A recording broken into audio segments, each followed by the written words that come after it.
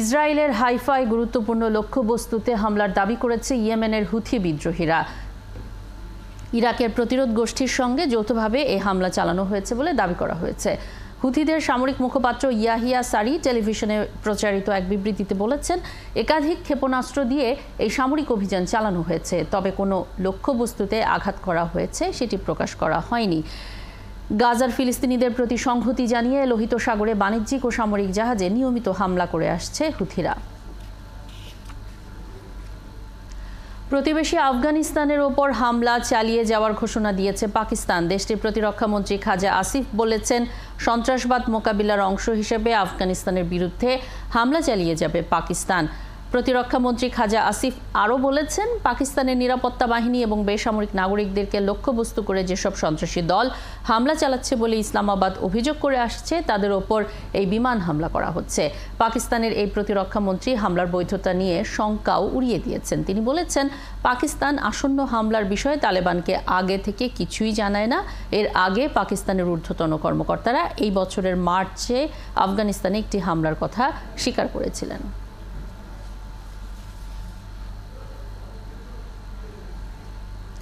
আগামীকাল house of Commons হিসেবে পরিচিত ব্রিটিশ পার্লামেন্টের 650 সদস্যের ভাগ্য নির্ধারণ করবেন ভোটাররা। এর ভিত্তিতে নতুন সরকার গঠন হবে। নির্বাচনে মূল প্রতিদ্বন্দ্বিতা হবে ক্ষমতাসীন কনজারভেটিভ পার্টি ও বিরোধী লেবার পার্টির মধ্যে। তবে বিভিন্ন জরিপের পূর্বাভাসে বলা হচ্ছে, নির্বাচনে রেকর্ড ব্যবধানে জয় পেতে যাচ্ছে লেবার পার্টি। মনিরুজ্জামান বাবুর প্রতিবেদন। শেষ সময়ের প্রচারণায় ব্যস্ত দুই প্রধান পক্ষ, কনজারভেটিভ পার্টির ঋষি সুনাক ও লেবার পার্টির নেতা কেয়ার স্টারমার। যুক্তরাজ্যে সরকার গঠনের জন্য প্রয়োজন হাউস অব কমন্সের 326 আসন। নির্বাচনে ব্যাকফুটে রয়েছে ঋষি সুনাকের কনজারভেটিভ পার্টি। বিভিন্ন জনমত জরিপ বলছে, নির্বাচনে ঐতিহাসিক জনসমর্থন পেতে যাচ্ছে লেবার পার্টি। অন্যদিকে প্রায় 200 বছরের মধ্যে সবচেয়ে কম ভোট পেতে পারে রক্ষণশীলরা। পূর্বাভাসে বলা হচ্ছে, ক্ষমতাসীন কনজারভেটিভ পার্টি মাত্র 64 আসনে জয় পেতে পারে, যা হতে পারে দলটির প্রতিষ্ঠার পর সর্বনিম্ন আসনে জয়। 1834 সালে কনজারভেটিভ দলের জন্ম হয়। তাছাড়া ডানপন্থী রিফর্ম ইউকে পার্টি জিততে পারে 7 আসনে। সেন্ট্রাল সিনারিওর তথ্য অনুযায়ী লেবার পার্টি 484 আসনে জয় পেতে পারে, যা দলটির সাবেক নেতা টনি ব্লেয়ারের আমলে 418টি আসনে জয়ের থেকেও বেশি। নির্বাচনের আগে ঋষি সুনাক তার সরকারের সাফল্যের কথা যেমন বলেছেন, তেমনি কিছু ব্যর্থতার কথাও স্বীকার করে নেন। অন্যদিকে লেবার নেতা কেয়ার স্টারমার জয়ের আশা প্রকাশ করে বলেছেন, কনজারভেটিভ পার্টি ক্ষমতায় ফিরে আসুক, যুক্তরাজ্যের মানুষ এই দুঃস্বপ্ন দেখতে চায় না। গত 14 বছর ধরে যুক্তরাজ্যে ক্ষমতায় আছে রক্ষণশীল কনজারভেটিভরা। এর মধ্যে দলটির পক্ষ থেকে 5 জন প্রধানমন্ত্রী দায়িত্ব পালন করেছেন। এদিকে প্রধান এই দুই দল ছাড়াও নির্বাচনে অংশ নিচ্ছে Liberal Democrat, Reform Union, Scottish National Party ও গ্রিনরা। মনিরুজ্জামান বাবু, 71। ব্রহ্মপুত্র সহ আরও কয়েকটি নদীর পানি বিপদসীমার উপর দিয়ে বয়ে যাওয়ায় আসামে ভয়াবহ বন্যা দেখা দিয়েছে। গত 24 ঘন্টায় রাজ্যটিতে নতুন করে 3 জনের মৃত্যু হয়েছে। মোট মৃতের সংখ্যা বেড়ে দাঁড়িয়েছে 38 জনে। এ নিয়ে 1 মাসের ব্যবধানে দ্বিতীয়বারের মতো বন্যার কবলে পড়ল Assam. Assam state disaster management authority জানিয়েছে, 2 জুলাই তিনসুকিয়া জেলায় 2 জনের মৃত্যু হয়েছে, অপরজনের মৃত্যু হয়েছে ধেমাজি জেলায়। বন্যার পানিতে এখন পর্যন্ত 28টি জেলার প্রায় 11.5 লাখ মানুষ ক্ষতিগ্রস্ত হয়েছে। ইতোমধ্যেই 489টি আশ্রয় কেন্দ্রে প্রায় 2,87,000 মানুষকে সরিয়ে নেওয়া হয়েছে। বন্যার পানিতে 74টি সড়ক, 6টি সেতু ও 14টি বাঁধ ক্ষতিগ্রস্ত হয়েছে এবং আরও 5টি বাঁধ ভেঙে গেছে। এদিকে 5 জুলাই পর্যন্ত আসামে ভারী থেকে অতি ভারী বৃষ্টির সতর্কতা রয়েছে।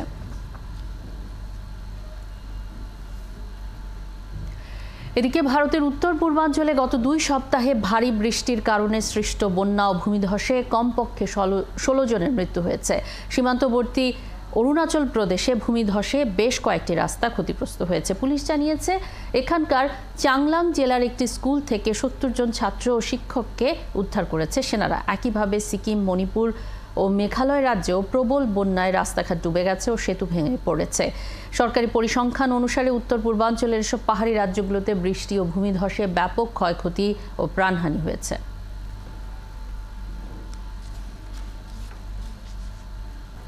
ইসরায়েল সেনাবাহিনী নতুন করে উচ্ছেদ আদেশ জারি করার পর গাজার খান ইউনিসের পূর্বাঞ্চল ছেড়ে পালাচ্ছেন ফিলিস্তিনিরা। গাজার অন্তত 2.5 লাখ মানুষ নতুন করে বাস্তুচ্যুত হতে চলেছে বলে জানিয়েছে জাতিসংঘ। রাফাতে গত 2 মাসে অভিযানে প্রায় 900 জন হামাস যোদ্ধা নিহত হয়েছে বলে দাবি করেছেন ইসরায়েলের সেনাপ্রধান জেনারেল হেরজি হালেভি। এদিকে 24 ঘন্টায় গাজায় আরও 12 ফিলিস্তিনি নিহত হয়েছেন। সৃষ্টি ঘটকের প্রতিবেদনে থাকছে বিস্তারিত। আবারও গাজার মানবিক অঞ্চলে বিমান হামলা চালিয়েছে ইসরায়েল। এই নৃশংস হামলায় অন্তত 12 ফিলিস্তিনি প্রাণ হারিয়েছেন বলে জানিয়েছে উপত্যকাটির স্বাস্থ্য মন্ত্রণালয়। মঙ্গলবার ইসরায়েলের ওই বিমান হামলায় একই পরিবারের 9 জন সহ মোট 12 ফিলিস্তিনি প্রাণ হারিয়েছেন। ইসরায়েলের হামলা শুরুর পর থেকে গাজায় কমপক্ষে 8,572 ফিলিস্তিনি শিক্ষার্থী এবং অধিকৃত পশ্চিম তীরে 100 জন নিহত হয়েছে।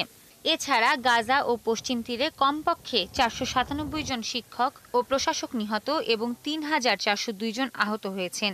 গাজায় 350টিরও বেশি সরকারি স্কুল, বিশ্ববিদ্যালয় ও জাতিসংঘ পরিচালিত 65 স্কুল ভবন বোমা হামলা ও ধ্বংস করা হয়েছে। গাজার প্রায় 6,20,000 শিক্ষার্থী স্কুলে ভর্তি হতে পারছে না, তাদের অধিকাংশ মানসিক অসুস্থতায় ভুগছে। রাফায় গত 2 মাসে অভিযানে প্রায় 900 জন হামাস যোদ্ধা নিহত হয়েছে বলে দাবি করেছেন ইসরায়েলের সেনাপ্রধান জেনারেল হেজরি হালেভি। অভিযানের প্রথম পর্যায় শেষ হয়েছে। এই পর্যায়ে এখন হামাসের সামরিক অবকাঠামো ধ্বংস করা হচ্ছে। এসব অবকাঠামোর মধ্যে বেশ কিছু আবার ভূগর্ভস্থ। তাই রাফায় অভিযান শেষ হতে খানিকটা সময় লাগবে। এদিকে গাজার খান ইউনিসের শরণার্থী শিবিরগুলোতেও ইসরায়েলের অভিযান পরিচালিত হচ্ছে এবং সেখান থেকে গাজার বাসিন্দাদের সরে যেতে বল প্রয়োগ করছে তেল আবিবের সেনারা। জাতিসংঘের তথ্য মতে সম্প্রতি ইসরায়েলের হামলায় কমপক্ষে 2,50,000 ফিলিস্তিনি খান ইউনিসের শরণার্থী শিবির এবং তাদের বাড়িঘর ছেড়ে পালিয়েছে। এতে করে গাজায় বাস্তুচ্যুত মানুষের সংখ্যা দাঁড়িয়েছে 19 লাখের কাছাকাছি। বলা চলে গাজার প্রায় সব বাসিন্দাই কোনো না কোনোভাবে বাস্তুচ্যুত হয়েছে। সৃষ্টি ঘটক, 71।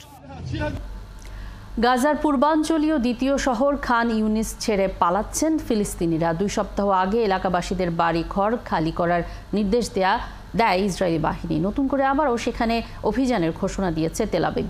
ফলে কঠিন মানবিক সংকটে পড়েছে ফিলিস্তিনের আহত রোগীরা। টালমাটাল পরিস্থিতি দেখা দিয়েছে চিকিৎসা সেবায়। আরও জানাচ্ছেন ঋতু সাহা।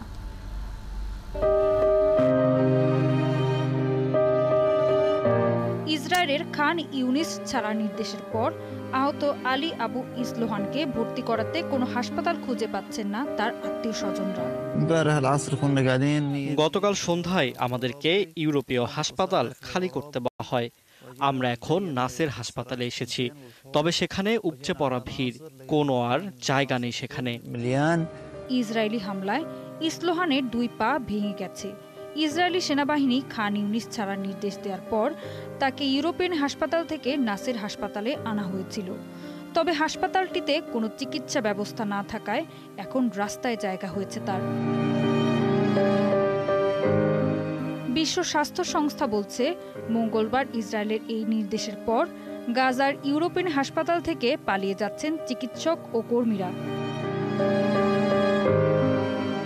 এর আগে ইসরায়েলের নির্দেশের পর ইউরোপিয়ান হাসপাতালের রোগীদের খান ইউনিসের নাসের হাসপাতালে স্থানান্তর করা হয়।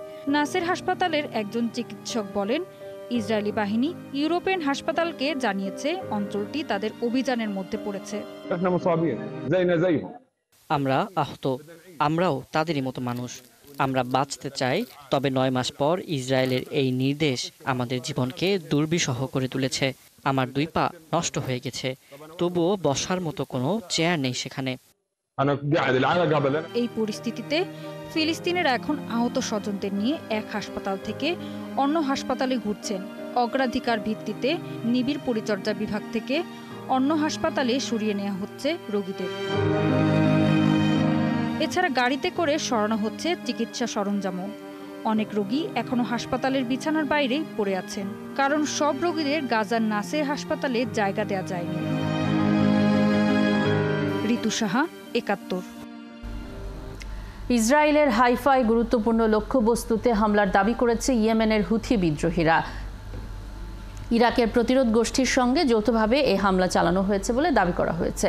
হুথিদের সামরিক মুখপাত্র ইয়াহিয়া সারি টেলিভিশনে প্রচারিত এক বিবৃতিতে বলেছেন, একাধিক ক্ষেপণাস্ত্র দিয়ে এই সামরিক অভিযান চালানো হয়েছে, তবে কোনো লক্ষ্যবস্তুতে আঘাত করা হয়েছে সেটি প্রকাশ করা হয়নি। গাজার ফিলিস্তিনিদের প্রতি সংহতি জানিয়ে লোহিত সাগরে বাণিজ্যিক ও সামরিক জাহাজে নিয়মিত হামলা করে আসছে হুথিরা। সিরিয়ায় তুরস্ক বাহিনীর সাথে স্থানীয় বিক্ষোভকারীদের সংঘর্ষে অন্তত 4 জন নিহত হয়েছেন। এই ঘটনায় আহত হয়েছেন আরও শতাধিক মানুষ। তুরস্কে অবস্থিত সিরিয়ার শরণার্থীদের উপর স্থানীয় জনতার হামলায় এই ঘটনা ঘটেছে। মঙ্গলবার তুরস্কের স্বরাষ্ট্রমন্ত্রী আলী ইয়ারলিকায়া জানিয়েছেন, সিরিয়ার শরণার্থীদের উপর হামলার ঘটনায় জড়িত 474 জনকে আটক করা হয়েছে। রবিবার থেকে শুরু হওয়া এই সহিংসতা তুরস্কের হাতায়, গাজিয়ান্তেপ, কোনিয়া, বুরসা ও ইস্তাম্বুলেও ছড়িয়ে পড়েছে। এর আগে এক সিরীয় শরণার্থী শিশুর ওপর যৌন নির্যাতনের অভিযোগে শিশুটির এক আত্মীয়কে আটক করে তুরস্কের পুলিশ। এই ঘটনা সামাজিক যোগাযোগ মাধ্যমে ছড়িয়ে পড়লে তুরস্কে সিরিয়া শরণার্থী বিরোধী বিক্ষোভ ছড়িয়ে পড়ে।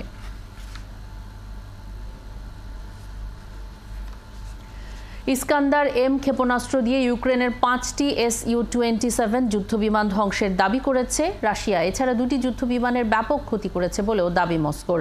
মঙ্গলবার ইউক্রেনের মধ্য পোলতাভা অঞ্চলের মিরহোরোদ বিমান ঘাঁটিতে হামলা চালিয়ে এই যুদ্ধবিমানগুলো ধ্বংস করা হয়। এদিকে ইউক্রেন তাদের বিমান ঘাঁটিতে হামলার বিষয়টি নিশ্চিত করেছে, তবে তারা বলছে রাশিয়া ক্ষয়ক্ষতির পরিমাণ বাড়িয়ে বলছে। এরই মধ্যে রাশিয়ার প্রতিরক্ষা মন্ত্রণালয় হামলার ভিডিও সামাজিক যোগাযোগ মাধ্যমে প্রকাশ করেছে। এতে দেখা গেছে একটি বিমান ঘাঁটি থেকে ধোঁয়া ও আগুনের শিখা উঠছে, তবে এটা কোন ঘটনার ভিডিও সে বিষয়ে বিস্তারিত কিছু বলা হয়নি।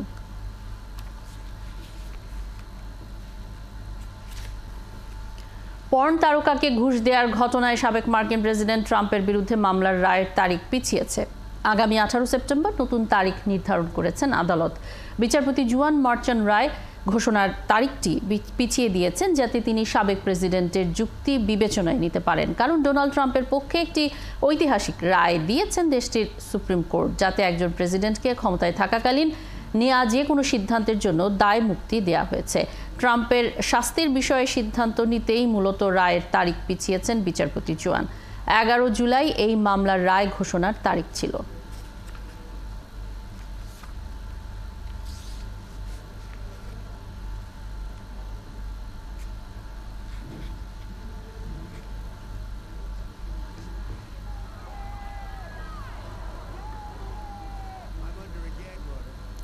ট্রাম্পের বিপক্ষে বিতর্কে নিজের খারাপ পারফরমেন্সের জন্য সাম্প্রতিক বিদেশ ভ্রমণকে দায়ী করেছেন মার্কিন প্রেসিডেন্ট জো বাইডেন।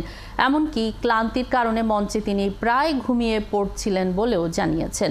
ওয়াশিংটন ডিসির ভার্জিনিয়া শহরতলিতে তহবিল সংগ্রহে দাতাদের সাথে কথা বলার সময় বাইডেন বলেন, গত কিছুদিনের শখানেক টাইম জোন পার করতে হয়েছে তাকে, আর এতে করে বিতর্কের মঞ্চে খুব মনোযোগ দিতে পারেননি তিনি। তার ঘুম পেয়ে যাচ্ছিল এবং সে কারণেই খুব ভালো কথা বলতে পারেননি। কোনো কথায় খেই হারিয়েও ফেলেছেন। এছাড়া নিজের খারাপ পারফরমেন্সের জন্য দুঃখ প্রকাশ করে ক্ষমাও চেয়েছেন বাইডেন।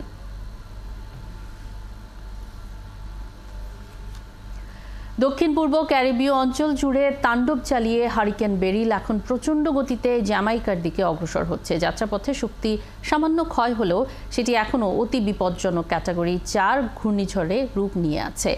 যুক্তরাষ্ট্রের ন্যাশনাল হারিকেন সেন্টার NHC থেকে বলা হয়েছে, হারিকেন বেরিল তীব্র গতির ঝোড়ো বাতাস নিয়ে আজ বুধবার জ্যামাইকায় আছড়ে পড়তে পারে। এদিন রাতে বা আগামীকাল বৃহস্পতিবার সকালে ক্লেমেন দ্বীপপুঞ্জে আঘাত হানতে পারে এটি। উভয় স্থানে হারিকেন সতর্কতা জারি রয়েছে।